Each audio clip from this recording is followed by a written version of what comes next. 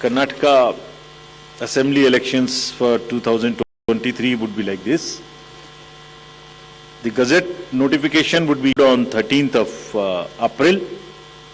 Last day making nominations would be 20th of April. Date of scrutiny would be 21st April 2023. After that, the withdrawal of the candidature can be up to 24th of April. The polling will take place on 10th of 5 in single phase, and day of counting would be 13th of May. So this is the schedule for the Karnataka elections. There are also some by-elections which are due in the country in various legislative assemblies and parliamentary constituencies. So we are simultaneously announcing the by-elections also. So the by-elections will take place for the assembly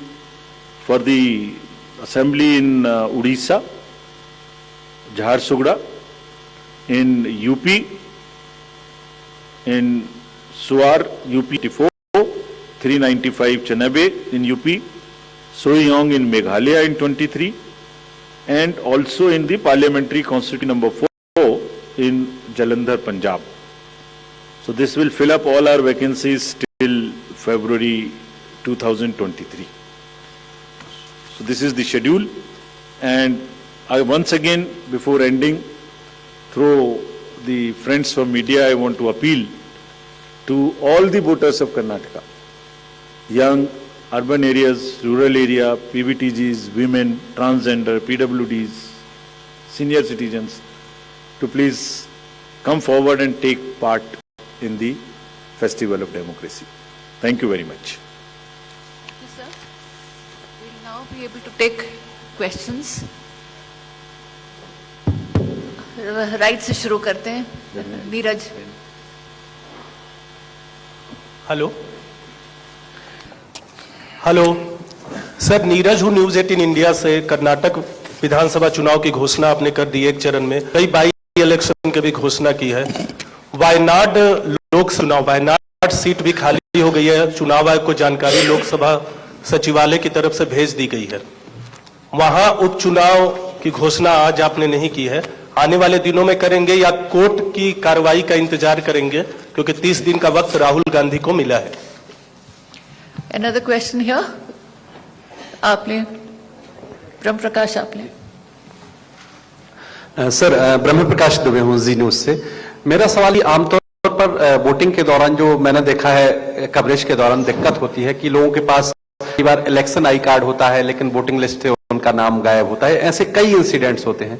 तो इन चुनाव के दौरान उन लोगों के लिए किस तरह से व्यवस्था होगी कि कई लोग कहते हैं कि हमारा नाम दिया गया यहाँ से जबकि वोटिंग कार्ड है, तो क्या मैकेनिज्म? हेलो दीक्षा.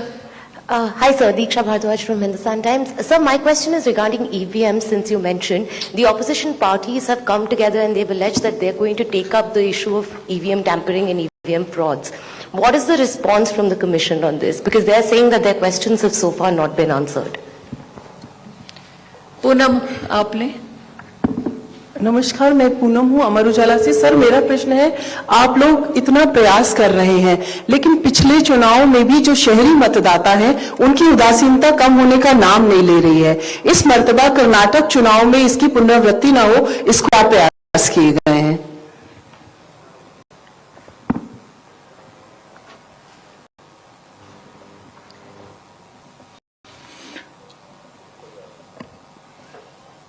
पहला प्रश्न लेता हूं मैं, जो इलेक्शन आई कार्ड ना हो तो क्या करेंगे वोटर्स. तो पहली बात तो उनको अभी से वोटर किस बूथ में कौन वोटर्स हैं इसकी लिस्ट अभी से अवेलेबल है. एप्लीकेशन है हमारा, उसमें वो अभी अपना नाम और पोलिंग स्टेशन चेक कर सकते हैं. तो ये तो पहली बात है. So it's better to check in advance. और अगर किसी वजह से नाम नहीं है तो वो नाम भी अभी ऐड हो सकता है. वो नाम भी नॉमिनेशन के दिन तक,